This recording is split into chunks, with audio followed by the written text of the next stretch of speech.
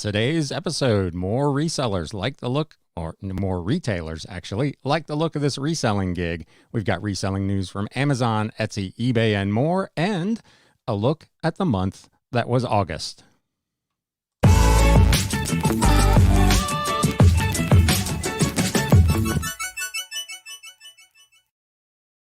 Well, that was a pretty busted intro.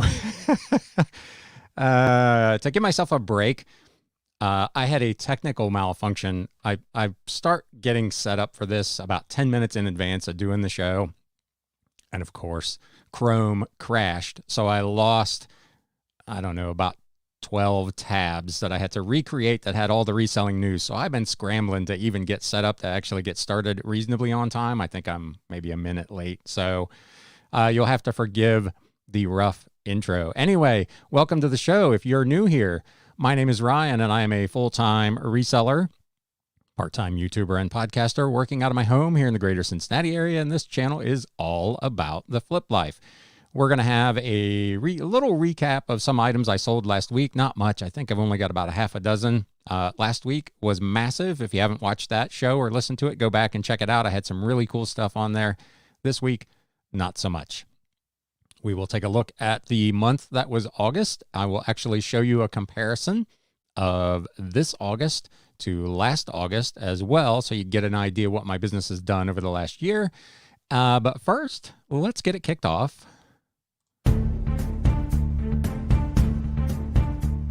News updates. With some news. There is a ton going on. We'll start off with one of the big news items that's kind of been in the news, not just the reselling news. Hurricane Ida blew through, no pun intended, Louisiana, doing significant damage. As of this morning, there are apparently still about 1 million people without power. Most of New Orleans is down. I don't know what other platforms have done, but eBay, as they usually are, was out front of this, and they are providing seller protections for those sellers affected by the hurricane. They say Hurricane Ida is disrupting transportation lines across the U.S. Southeast region. They are closely monitoring the situation. If you are involved with a transaction with a buyer or a seller in these affected areas, please note that their ability to communicate or complete your transaction may be delayed due to these severe conditions. We encourage you to be patient in this matter. As a seller, you do not need to worry about your seller performance if your business is impacted. eBay will automatically protect your seller performance, including your late shipment rate, your valid tracking upload rate, your item not received cases due to late delivery, as long as you uploaded tracking and have a physical scan from the carrier before a case was opened. And we will also remove any associated negative and neutral feedback, and these cases will not impact your service metrics. So kudos to eBay, as always, for getting out in ahead of this. I didn't see anything on Mercari or Bonanza, which are the two platforms I sell on. If you sell elsewhere, Poshmark or wherever, you can let us know in the chat or in the comments below if you've seen if they're doing anything like this to protect sellers and to advise, obviously, buyers that if they're buying from someone that's in this area. My understanding is the post office was up and running the next day. There was a news report where the guy said he saw the postal workers out delivering mail the very next day. So the post office is working, but individuals' ability to actually process orders and then get them to the post office is probably pretty limited down there. If you are in that area, my thoughts are with you. I hope you are safe and well and not flooded out, but man, what a mess. So the big topic for this week is the increasing number of retailers that have looked at the reselling space and decided they want to get in. The big one this week is Urban Outfitters. They're going to move into the secondhand apparel market with a website called Nuuly Thrift. It's Nuuly. Not sure what the spelling is on that, but this will be a place for the sale of clothing and accessories. Fresh off of a record-breaking second quarter, Urban Outfitters is forging ahead with a new consignment app that looks to create a marketplace for previously owned products and boost sales for the Philadelphia retailer called Nuuly Thrift. The service will launch this fall. A lot of these services are launching this fall for, guess what, Q4. This app will sell women's, men's, and children's apparel and accessories. As with any consignment store, Urban Outfitters will receive a fee from any item sold on the platform. They described the Newly Thrift as a quote-unquote sister platform to Newly Rent, which is its subscription rental service that competes with Rent the Runway and other similar outlets. Both Newly platforms, Thrift and Rent, will support the mission to be a curated destination for anyone who loves fashion and is exploring how to wear, buy, and sell it in ways that are gentler on the planet and on their wallets, said Richard Haynes, CEO of Urban Outfitters, during their second quarter earnings call. So again, this is another apparel retailer that's jumping in to the reselling space. How much of a competitor they are with individual resellers, of course, is a matter of some debate. We'll have to wait and see how that goes. But all of these accumulating are going to start to suck up some of the supply that folks rely on as they source. So if you think this will be something that impacts you, you can let us know in the comments down below if you're watching over on YouTube. Another one that's getting into it, but in a slightly different way, is IKEA. They are piloting a buyback and resell service. They're doing it at one particular location. IKEA US announced today the launch of a buyback and resell service, which will be piloted for a limited time at IKEA Conshohocken from August 30th to September 19th of this year. So a fairly small window, a couple of weeks. This service will give IKEA customers the opportunity to sell back their gently used IKEA furniture in exchange for IKEA store credit. So you can't get cash, you can only get a store credit. Participants will be able to give their furniture a second life through resale in the store's as is section, providing an even more sustainable and affordable option for many people. You see this thread kind of going through all of these announcements. They're always keying in on two particular pieces of this.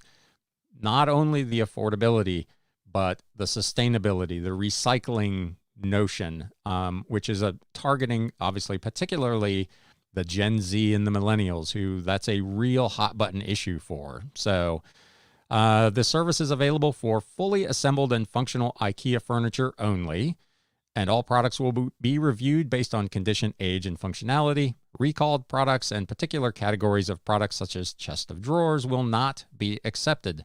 Additional information about the service and the assessment process can be found on their website. I will link, of course, to all of these articles in the comments down below once we're done recording here, so you can go in and find out information about this if you'd like. At IKEA, we are passionate about making, here we go again, sustainable living easy and affordable for the many, and want to be part of a future that's better for both people and the planet, says Jennifer Keeson, Country Sustainability Manager for IKEA US. We hope the buyback and resell service inspires our customers to live a more sustainable life at home while giving their used furniture another life and a second home.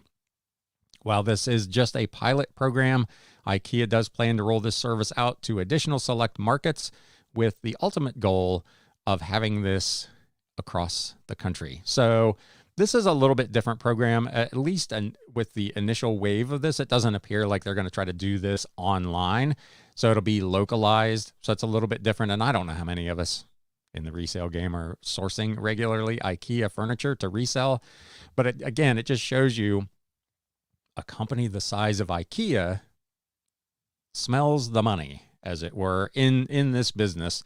And they're attempting in their own way to get involved in it. So this comes on the heels of all of the other ones that we've mentioned over the last several months on this show that are either getting into it themselves or that are partnering with ThreadUp to have some sort of presence in this space. So if nothing else, I guess it validates that what we're doing as resellers is providing value, and it is a legitimate business. I know there's a lot of people who feel like resellers we're not adding anything to the economy. We're not adding any fresh ideas. We're not true entrepreneurs. I beg to differ, and I always have.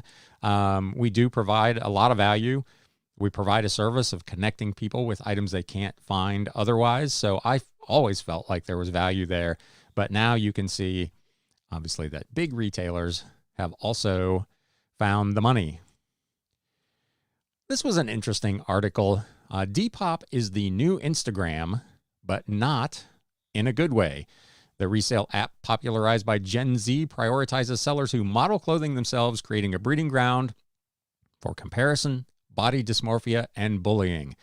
I think I may have covered this previously from another article. This is a new article in InStyle magazine. The writer says, a few months ago, I decided to sell a pair of jeans that no longer fit me on Depop, a resale app popularized by Gen Z. Immediately, I received a message from someone inquiring about the pants, but who first wanted to see what they looked like on a body. My body. Having gained weight during the pandemic, I scrolled to find photos from when the pair did fit 2 years ago. With the new photos added, the shorts sold quickly, but with that transaction, I suddenly became aware of the need to present my body, if only as a mannequin, in order to sell clothing. It felt a bit unnerving. Unlike the resale platforms before it, the article says Depop is unique in its prioritization of presentation. Depop users don't want lay-flat photos of t-shirts taken from above. They want highly stylized lookbook quality images. On Depop, you are not just selling clothing, you're selling a personal brand, a lifestyle. In other words, Depop is, according to this writer, basically Instagram, but with more transparency about the fact that it's selling you stuff. With roughly 30 million registered users across 150 countries, Depop is dominating the online marketplace next to competitors like Poshmark, eBay, and Mercari. That seems like a really strong word. I don't know that it's dominating. It is certainly a player and an increasingly influential one, but I don't think it's dominating.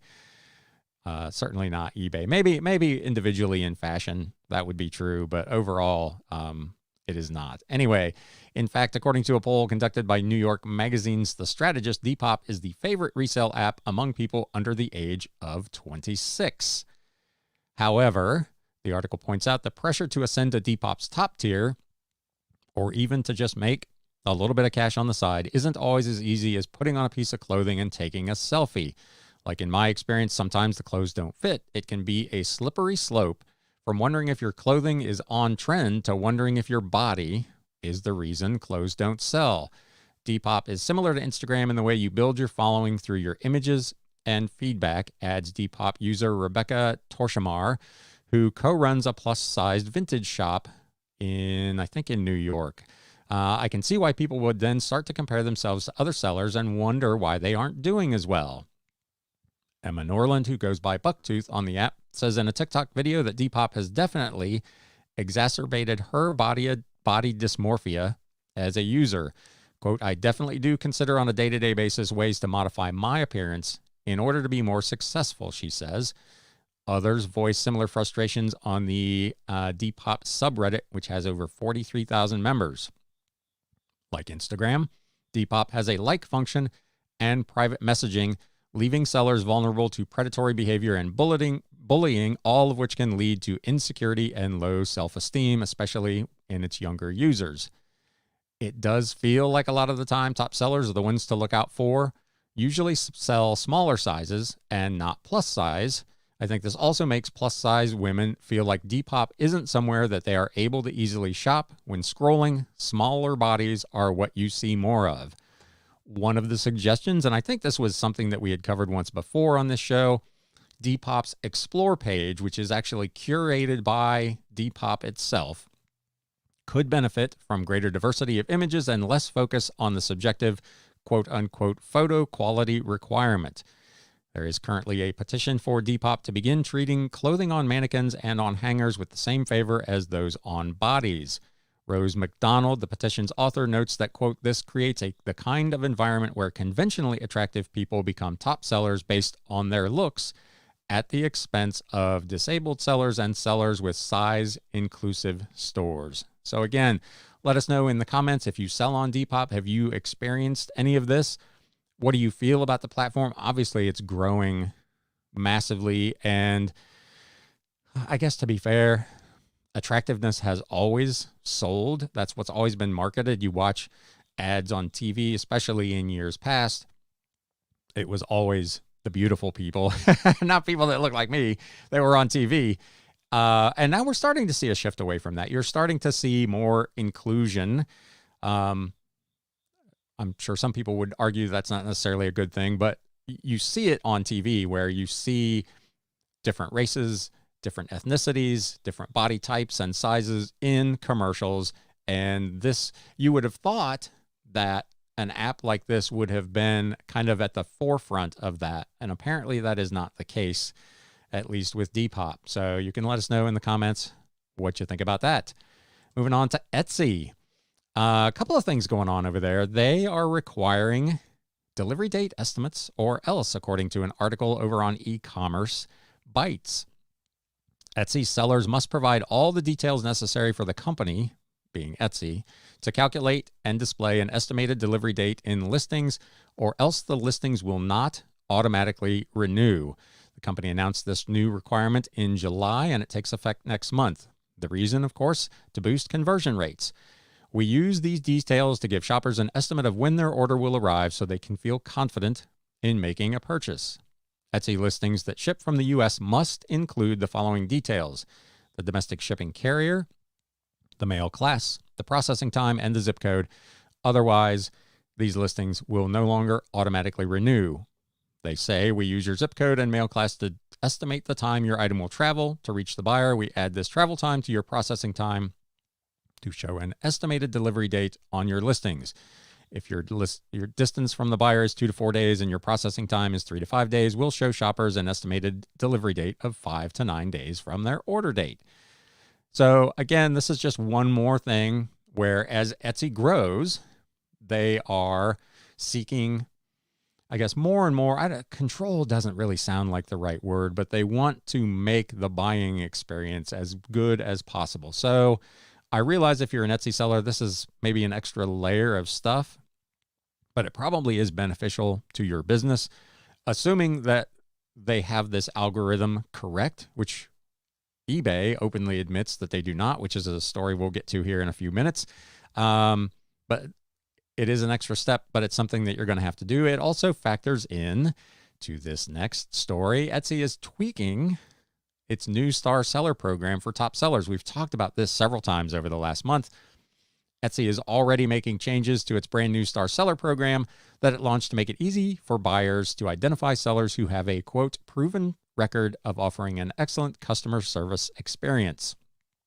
The program evaluates sellers looking on a wide range of criteria, including responding to messages, shipping, 5-star ratings, sales, and orders. On August 6th, they answered frequently asked questions and to let sellers know kind of what was going on. It said it would first off experiment with a few placements for the star seller badge, including testing into showing the badge in search results, on a seller's listing page, their shop home, and in buyer marketing like email, as a few examples. In order to be eligible for this badge to display, they must respond to 95% or more of initial messages from buyers within 24 hours. This week, Etsy announced that it would no longer count messages from Etsy staff in sellers' overall message response rate. I have no idea why they would have been in there in the first place. They are not a buyer. If the metric is, and this is why we talked about a couple of weeks ago, so many sellers were up in arms about this. If you got an email from an Etsy employee and you didn't reply within 24 hours, it counted against you, which is, to my mind, totally ridiculous. So again, you can let us know what you think about that, but that seems crazy to me that that was something that they had to change. Another requirement of the program, sellers must ship 95% or more of their orders within their stated processing time and with tracking. So again, going back to a lot of stuff, Etsy sellers did not ship with tracking. Now it's essentially a requirement, I think, on anything $10 and over. Etsy said this week that any second label associated with an order, such as for a return or replacement label, would no longer be counted in the seller's on-time shipping and tracking calculation. So if you generated a second label for something, it essentially recalculated your shipping date, what sounds like incorrectly, and dinged you. So lots of little bugs in, kind of like when eBay rolls out a new program. Lots of little stuff that needs tweaks. They also commented that they'd been aware that some tracked orders In the UK, using Royal Mail were not counted as having tracking in Etsy's system, which of course was negatively impacting sellers' ratings. They supposedly have fixed that issue. In the thread, in response to this Q&A, sellers expressed concern about the response rate required of them. One seller wrote, in part, "You really expect us to respond to every single message in 24 hours. Am I not allowed to take a day off?" In response to such concerns, Etsy advised sellers to set up an autoresponder. "We fully understand you can't and shouldn't be tied to a computer 24/7, a moderator replied. "If you are taking any time off, we highly recommend setting an auto reply up so that you let your buyers know you might not get back to them immediately, which will also ensure that your message's score isn't negatively impacted. Also, Etsy only counts the initial buyer messages in your score, so responding to follow-ups from that same buyer in the same thread are not required to be done in 24 hours or less for the Star Seller program." They provided a link there to set up an autoresponder and some instructions. If I was a seller on Etsy, and I'm sure this is something they're going to have to sort out, I would just set up an autoresponder permanently, and I would be 100%, because you could send out a message that says, "Thank you for your message. I am currently tied up right now. I will get back to you as soon as I can. Thank you again," and be done with it. And that would satisfy Etsy's requirement for a response according to their message. So I'm not sure that's going to be a permanent answer. They may have to put some kind of time limit on how long an autoresponder can be set up for, because otherwise sellers like me would just turn that thing on and let that baby roll. Moving on to an Amazon story. Amazon has their own Prime payment program, but they are now partnering with Affirm, whose shares, of course, have grown astronomically after the announcement of this deal. Affirm is a company that does buy now, pay later type financing, and they have inked a deal with Amazon. The shares of Affirm Holdings, they just went public financial tech firm, soared more than 40% on Monday, following news that it is partnering with Amazon to roll out its buy now, pay later function on some purchases over $50. Quote, "By partnering with Amazon, we're bringing the transparency, predictability, and affordability that Affirm provides today to the millions of people who shop on Amazon.com in the U.S., Eric Morse, Senior VP of Sales at Affirm, said in a press release. So I don't know if this is just going to be Amazon.com, not .uk, .ca, and all the rest. At least for now, it looks like it's just for the U.S. Offering Affirm's alternative to credit cards also delivers more of the payment choice and flexibility consumers on Amazon want, he added.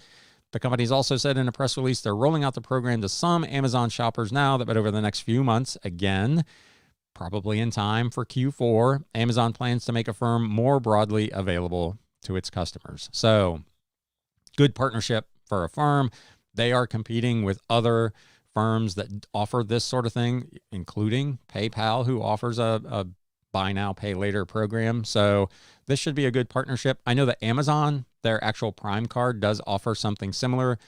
I know I've purchased stuff where I've had the option to either get like a 5% cash back or to take 60 or 90 days to pay. I'm not familiar enough with the firm to know what their payment terms are, but I would assume they're a little lengthier than that.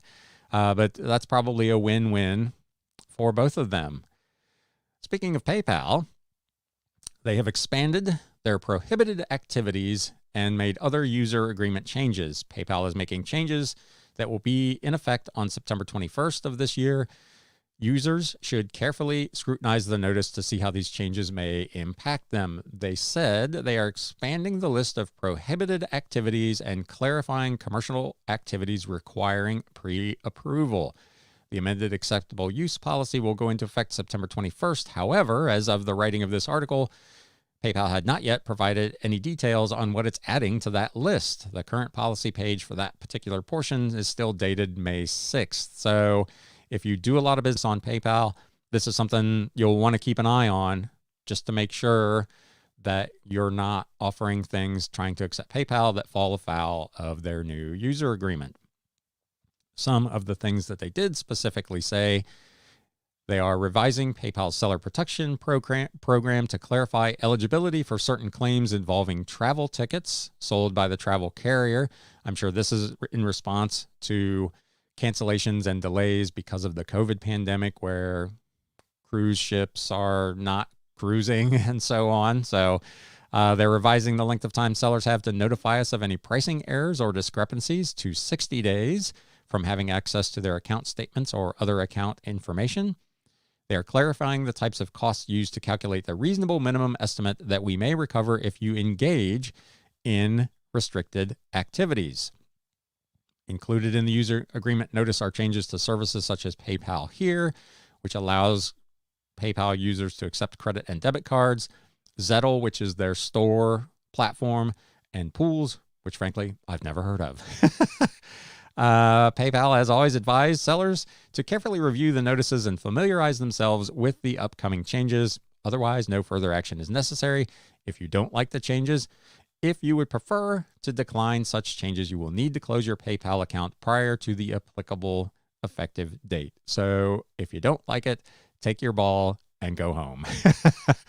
So again, if you're a PayPal, if you sell a lot of stuff that involves PayPal on your own website, you'll want to keep an eye on this. If you're within a site like, for instance, Bonanza, who uses PayPal, I'm sure they will take care of all of this for you and probably send out notices if you're in some kind of violation. More from Amazon. Sellers can now outsource customer service to Amazon. This was also on e-commerce Bytes last year. They told you that Amazon was creating a service to handle customer service on sellers' behalf for self-fulfilled orders. If you do FBA, you've always had that. They have always had, that's one of the beauties of FBA, is that they've done all the customer service. You just have to send the stuff to them and collect your portion of the money. Customer service by Amazon is a paid service, although nowhere in this article do they show how much it costs. But it is a paid service where Amazon takes care of customer service on your behalf for your self-fulfillment orders. We will direct customer inquiries for these orders to Amazon customer service so that you don't need to handle them yourself. At this time, it's only available to select sellers on an invitation-only basis. You'll get a 30-day free trial when you are invited and join. After that trial, you'll be charged the fee based on your customer service performance, and you can opt out at any time. They say that this will help improve the customer experience by providing a 24-hour high-quality customer service throughout the year. It supports customer and marketplace supported language via phone, instant message, and email. Their high-quality customer service can help you reduce your A to Z guarantee claims, order defect rates, and negative reviews. It can help you manage customer service in response to changing demands, for instance, during the holidays. So this would probably be helpful, given what I expect to be a pretty long holiday selling season with USPS. And it helps you save time and reduce customer service cost. Yeah, maybe. I guess it depends on how much they're going to charge for this service, which again, in this article, they do not say. They do have apparently some threads up on their seller boards. People are, of course, skeptical of Amazon's ability to actually be able to effectively answer customer questions about their items. There's also the question of what's the slippery slope of this is an optional service that you can opt out of now to where they decide, you know what, this is so good for us, we're going to require sellers to use it and just add it automatically into your fees. So if you sell on Amazon and do self-fulfillment rather than FBA, let me know what you think of that program. We talked about this just a few minutes ago. Can students help eBay improve delivery estimates? So eBay, like others, tries to estimate when an item will arrive. Obviously, last year during the holidays, they were horribly over-optimistic with their delivery dates. They realized that that is an issue, and they have reached out to colleges to ask for assistance in fixing this. eBay is looking for university students to help it improve the delivery estimates it displays, which lets shoppers know approximately how long it will take for any particular item to arrive once it's purchased. The problem statement we invite you to consider, they say, is how to build a model that can accurately predict delivery dates for items sold on eBay, given a data set of pertinent shipping information. The accuracy of shipping estimates plays a significant role in providing a hassle-free and trusty customer experience. And this can affect your individual sales. If your eBay's delivery estimate for your item is longer than it is for someone else's, and that information is inaccurate, you may be missing a sale that the other person is getting due to that mistake. So this is a kind of a nuts and bolts financial situation for all sellers. Now, you could say that the playing field is equal and we're all being equally mistreated by their incorrect algorithm, but it's still something that eBay obviously needs to get corrected. However, they say this particular area has not received enough attention within the machine learning community, despite its growing importance in the new online world. Maybe it's new, the volume of it since the pandemic, but I mean, eBay itself's been around since what, 1998, 1999. So this isn't a new problem. It's just one that has not been at the forefront of their thought process or probably anybody else's.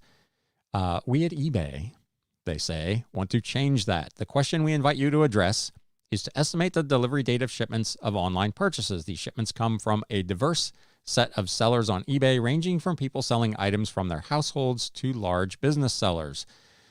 As with Etsy's conundrum, the journey of a package from seller to buyer is made up of two parts. The first is the handling time, which covers the time taken by the seller to package the item until it is handed over to the carrier.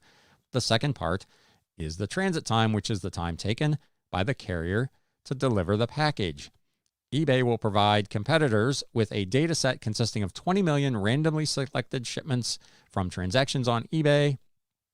They said that these records would include a record identifier, an anonymized identity for the seller, the shipping service, and the category of items. So fairly real-world data, but anonymized to be generic. So you won't know what the shipping company is or who the seller was. You'll just know that a seller is shipping on a generic service with X number of days delivery time. So they say. This is eBay's third annual University Challenge in the space of machine learning on an e-commerce data set. It will be, unfortunately, too late to impact the 2021 holiday shopping season, as the deadline for submitting solutions is January 14th of 2022. So assuming that somebody figures out a way to do this better, it'll help us next Christmas, but not this Christmas. So that's interesting. Continuing on with eBay, do they have a chargeback problem? This is something that has come up from time to time since they took over payments. Sellers are increasingly exposed to the way eBay handles chargebacks, including the fact that eBay doesn't want to call it a chargeback anymore. They have done away with that actual term. It can be a costly issue for sellers, as, like PayPal, eBay charges a $20 fee if the financial institution sides with the buyer in a chargeback dispute. Buyers, of course, always had the option of filing a chargeback through PayPal, but some say scammers have finding it easier to do this through eBay managed payments. Sellers discussed this issue on a thread on the eBay boards, where one seller noted sellers had the opportunity to appeal a chargeback through PayPal, but not through eBay payments. I don't think that's right. You get a notice that there's been a payment dispute, I believe is what now eBay calls them, not a chargeback. It's called a payment dispute. And you have 5 days to respond to that dispute.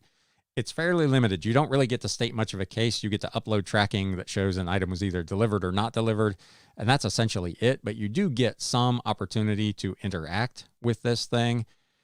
My personal experience, I've only had 2 payment disputes. Both were found in my favor. So knock wood, so far it has not been an issue for me.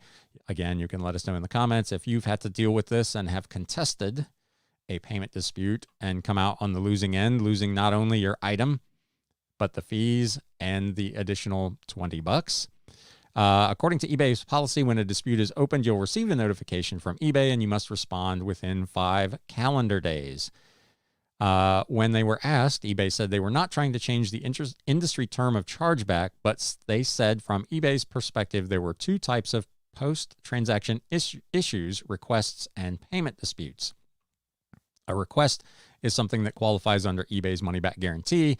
So a return or an item not received request, if those aren't resolved, eBay can be asked to step in to assist. And a payment dispute is different because it is initiated not with eBay, but with the credit card or debit card company.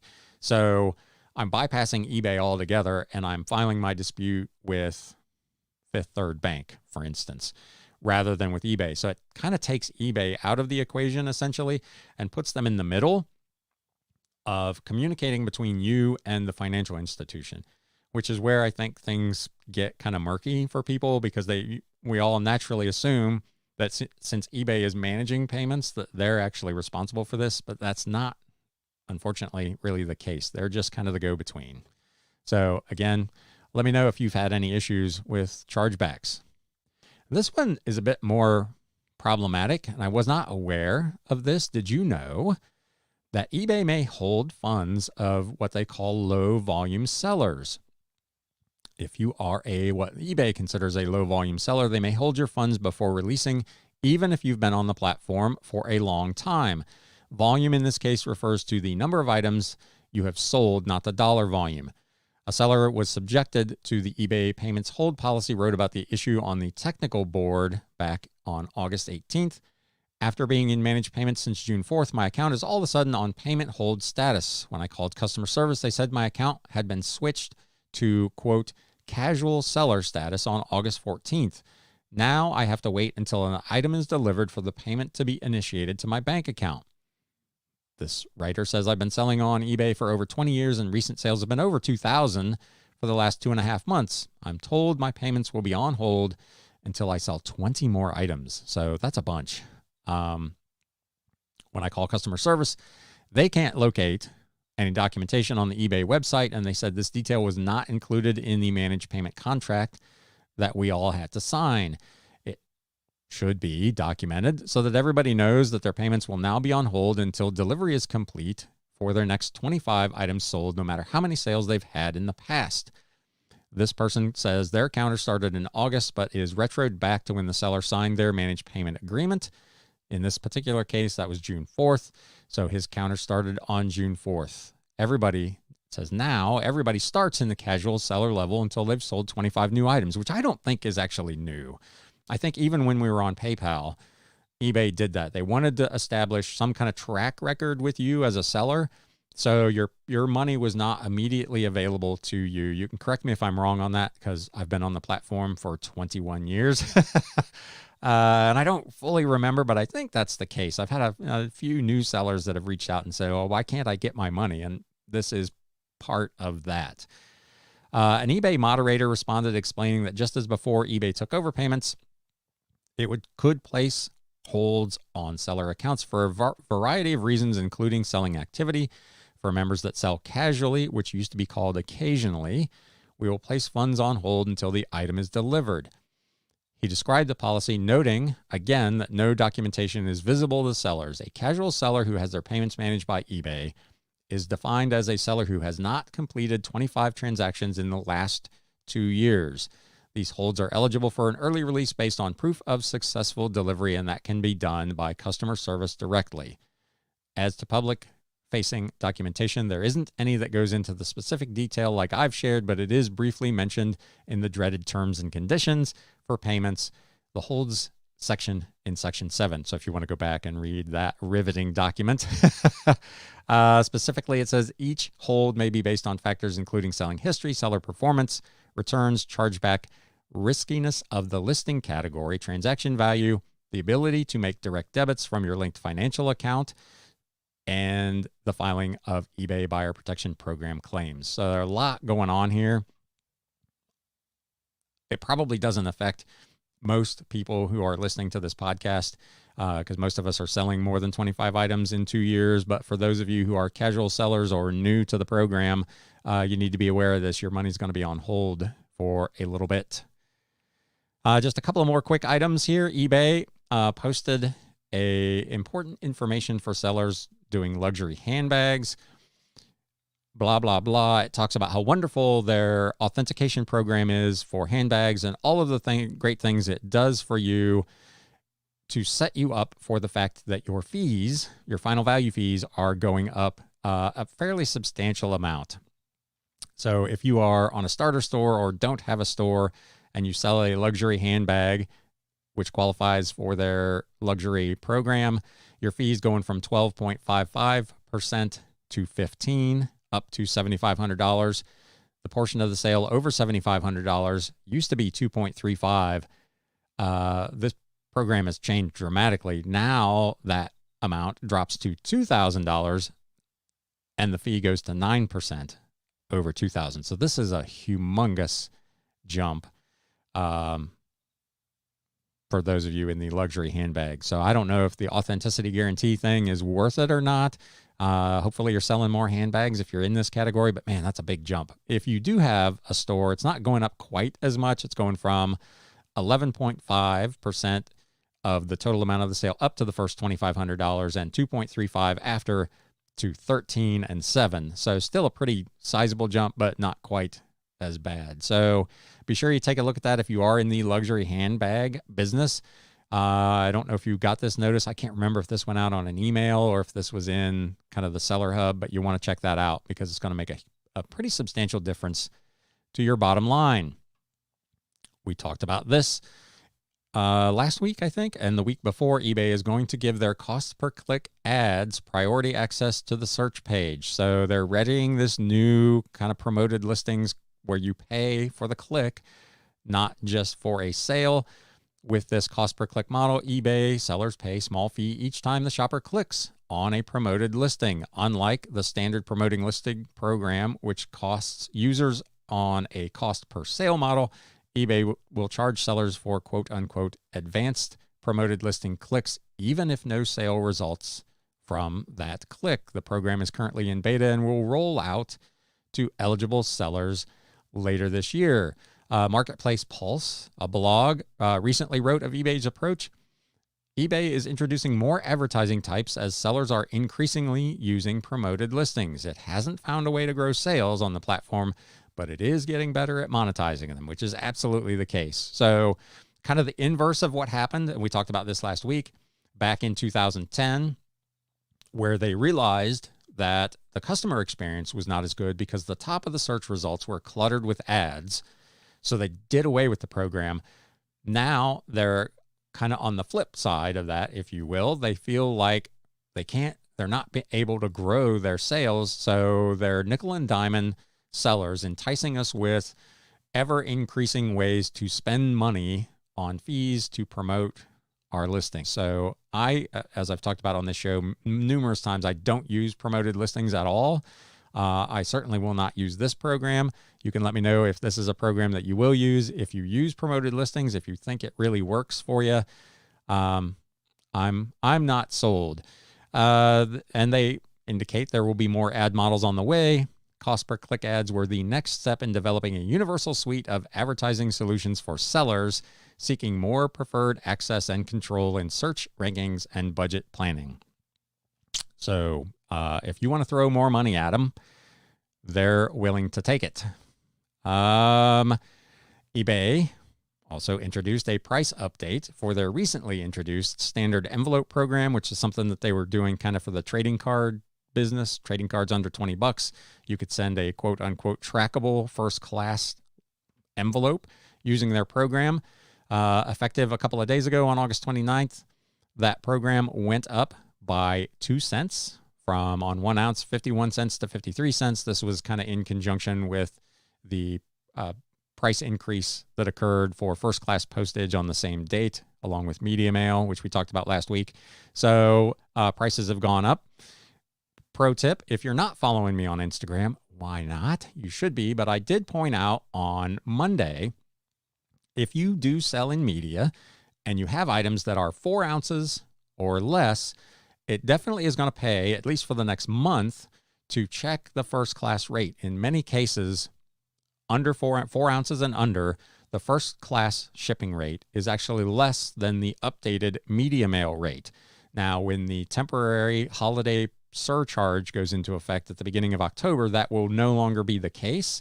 Although, given the delays that we all expect, spending the extra money to ship your items first class may still make sense if your margins can take it, to try to get the thing faster, because media mail is, of course, the lowest priority and tends to be the slowest.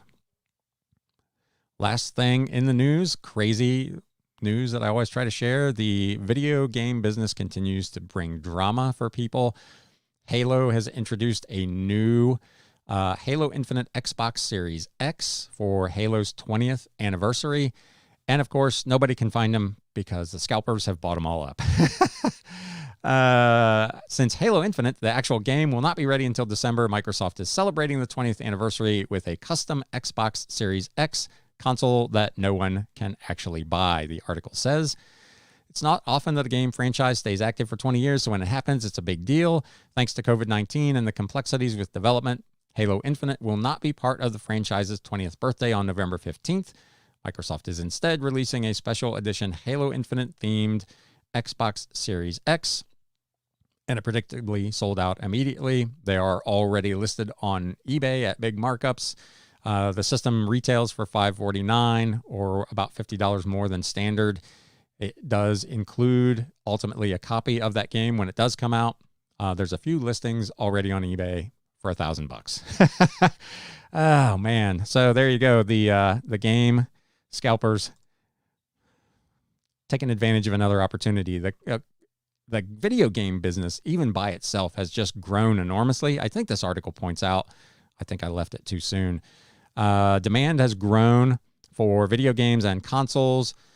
EA, Activision Blizzard, among others, are set to record record earnings in 2021. So big business in the video game world. With that being said, let's take a look at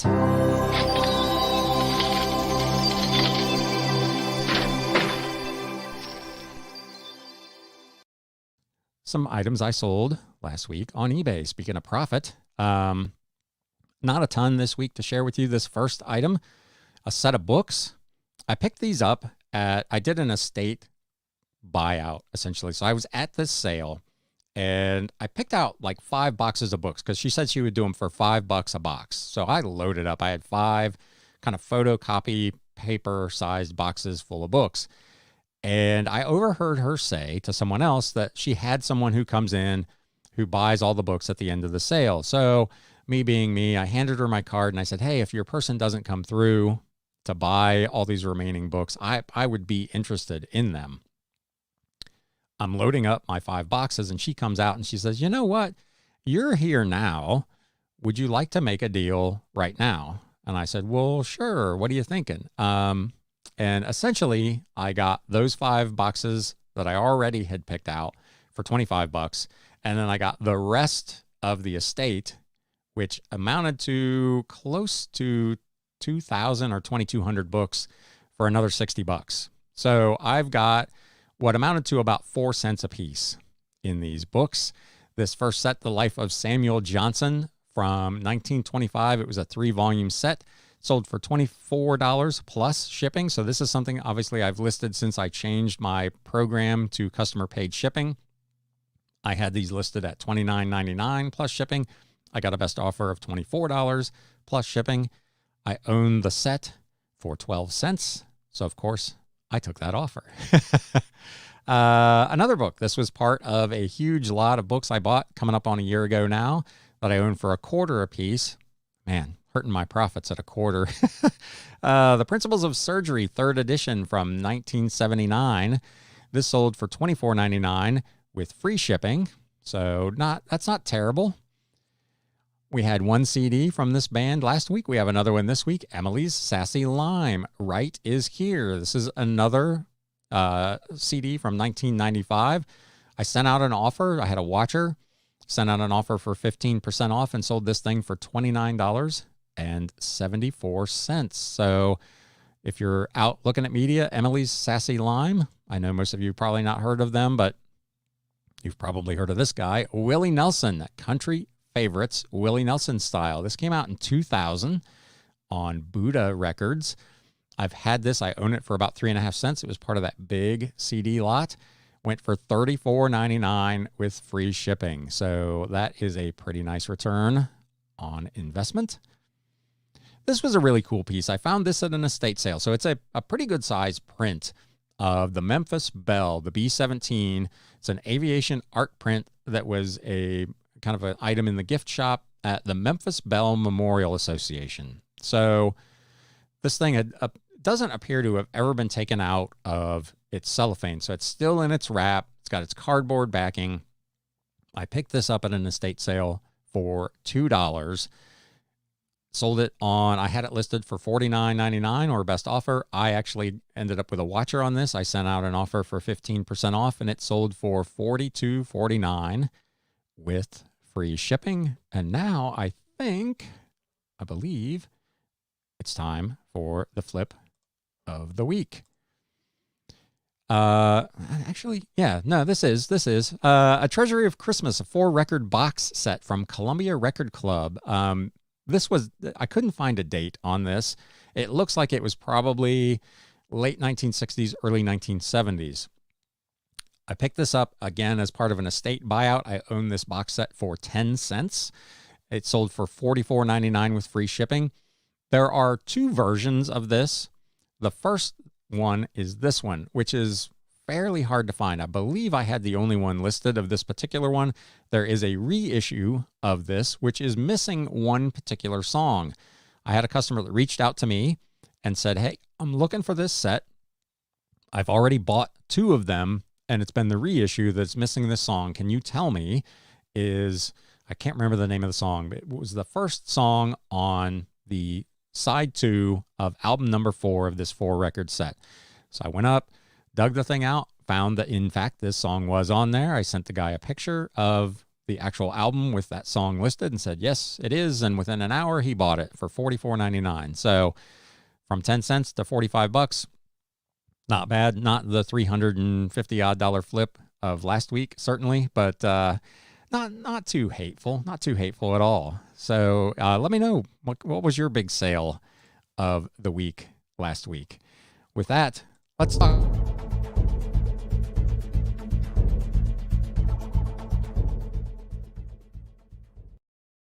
about the month of August. It was a pretty busy month here.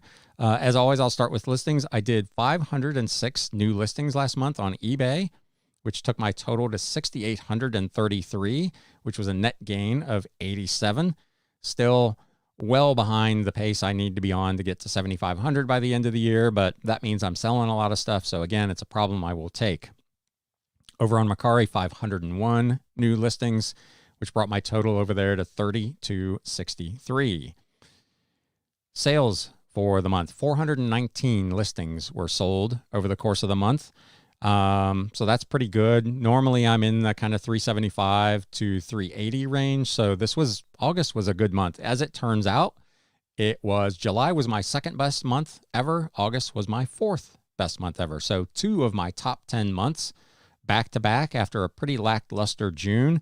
I feel pretty good about how the summer slowdown really, I guess it didn't completely bypass me because June wasn't great, but man, the last couple of months have just been fantastic here. Sales for the month totaled $71.78 and 39 cents. $17.35 of affiliate income. So those of you who used my List Perfectly affiliate link down below or otherwise, I appreciate that very much. If you're inclined to check out List Perfectly, please use my link.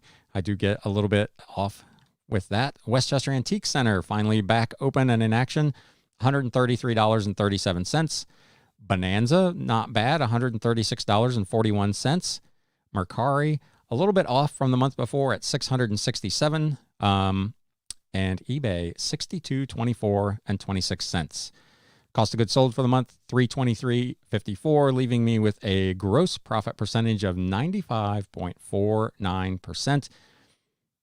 Sold a couple of wholesale lots of stuff, and the turntable that I sold, which had a big dollar volume of profit, but a smaller percentage of profit, kind of impacted that number. Normally it's 96% plus, so still hard to complain about gross margins in the 90s.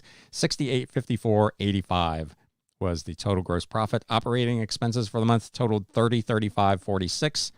a little over $1,100 in selling fees, $168 in subscriptions, software subscriptions that came due, List Perfectly, Canva, which I use for creating my thumbnails and some other stuff that I do kind of on the side. I spent $130 on some supplies. I needed some new bubble mailers, rent, of course, at the Antique Center, and almost $1,500 in shipping costs. That left me overall with a net profit percentage of 53.21%. So my target is always to be net profit 50% or better, $38.19 and 39 cents. So pretty solid. I was pretty pleased with August overall. And I did want to share with you, I don't know how well it shows up on the screen, probably not real well if you're watching on a phone or on a tablet, but this is my profit and loss comparison. So the software that I use will actually allow me to really quickly go in and look at date ranges as compared to previous date ranges. So I took a look at August of this year versus August of last year. And if you can read it on the screen, if you're watching on YouTube, you can see that my net profit went up almost 48% from a year ago, August, which was kind of the anniversary date of me starting in reselling. Total income, sales, all sources included, went up 39.28% from 71.78 to 51.50 from 51.53. Cost of goods sold, obviously, I sold more stuff, so they were a little higher. The percentage was actually a little bit lower. Gross profit grew from 49.53 to 68.54, which was a 38.39% increase. The big number, of course, the one that makes the most difference is net profit, of course, before taxes, $38.19 for the month versus $25.87 from the month previous, or from the year previous, I should say, an increase of 47% or $1,232 and some change. So a big jump from year to year. As I look, June was the only one, because June was kind of slow, that was not a big growth number. But when I do this exercise every month, I find that my business is growing at a pretty nice clip. Again, as I've talked about on this show previously, it can't grow at astronomical rates forever, but you always want to be trying to evaluate your business and look at, is it moving forward? Is it falling backwards? What's actually going on in my business? And obviously, as you can see from that, it went pretty well. So again, let me know how your business was. I am still kind of wading through all those books I bought. I've sorted maybe a third of them. I do have a couple of piles of duds, half of which I've already taken over to my antique booth for 99 cents or $1. So if you're in the local area, to the greater Cincinnati area, and you're looking for some old cheap books, I just took a bunch of 99-cent books over to the Westchester Antique Center, booth number 604. I also took a bunch of records over there yesterday. So there's a bunch of new stuff in the booth if you're local to the area and you want to go check out that. With that, let me jump into the chat here real quick and see if there's anything that people would like to discuss. Lots of good mornings. Let's see here. Ever since Managed Payments started, I've hardly used PayPal, says TRB Collectibles. Yeah, my PayPal use essentially List Perfectly pays out to my PayPal account. And of course, anything I do on Bonanza, they are only set up with PayPal, but it's less than $200 a month now.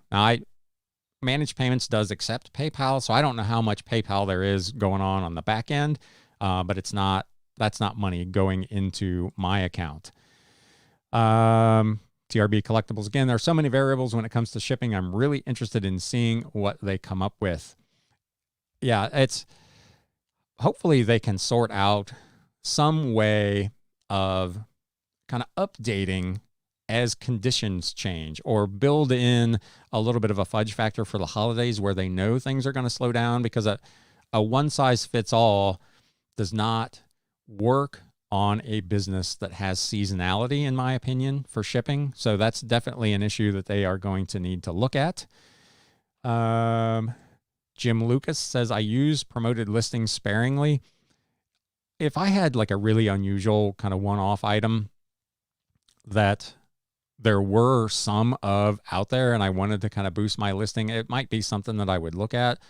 But in most cases, I try to price it competitively enough that that's not really an issue. And I don't, let me know. I'd be curious, when you shop on eBay, how do you search? Because the first thing I do is I change the search filter from best match, which I just assume automatically is going to be filled with advertised listings, to lowest price plus shipping, so that I'm looking at the cheapest stuff. And then I manually kind of sort from there, the ones, based on their condition or whatnot.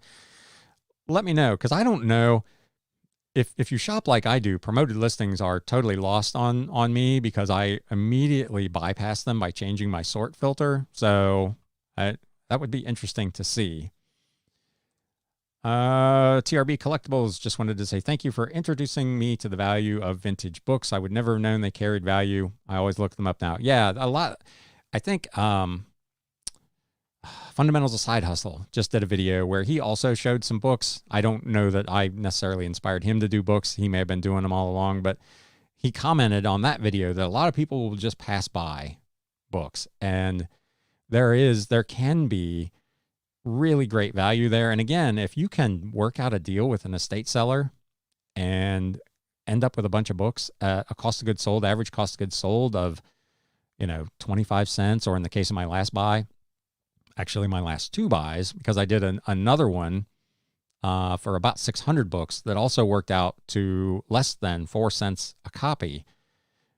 You can sell those super cheap plus shipping and still make, as a percentage, pretty good money. Now, you got to do a ton of volume. If you're selling a bunch of $10 books like I do, you got to move, like I did last month, 400 plus listings to make the math make sense. But man, there's a real profit opportunity in media that I think a lot of people just overlook. TRB Collectibles asks, has anyone ever sold 35 millimeter slides? That's not actually something that I have looked at. Boston Scientific battery for $5 at an estate sale, flipped it for $150 plus shipping. That's a nice flip for sure. So with that, I've got a ton of work to do, like I said, with those books. Thank you for all of you who stopped by and who commented. Thank you again to all of you who listen to the podcast all over the world. I see I've got listeners kind of literally all over the place. So I appreciate that all of you come by and spend a little bit of your time, even if I'm just playing in the background, and listening or watching. So thank you again to all of you. Thank you to those of you who showed up today live. And now it's time to sell. Thanks, guys. You have been listening to the Galaxy CDs Rocks and Flips Reseller Talk podcast. Thank you so much for tuning in, and we will catch you again